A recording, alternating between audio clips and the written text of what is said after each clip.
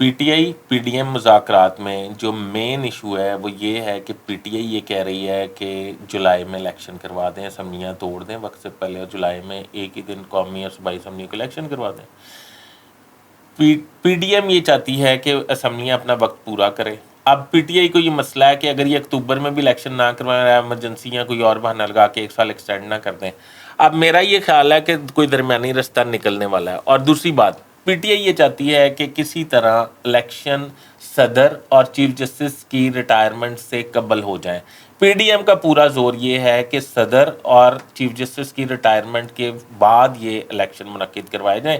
تو میرا خیال یہ ہے کہ کوئی درمیانی رستہ نکال لینا چاہیے تاکہ جمہوری طریقے سے کوئی مسئلہ حل ہو، ہماری معیشت بہتر ہو، ہماری ملک بہتر ہو اور ہماری عوام خوشحال ہو۔ فیصلہ آپ نے کرنا ہے۔ کمنٹس پہ مجھے آگاہ کیجیے گا کہ کس کی تجویز سے آپ متفق ہیں۔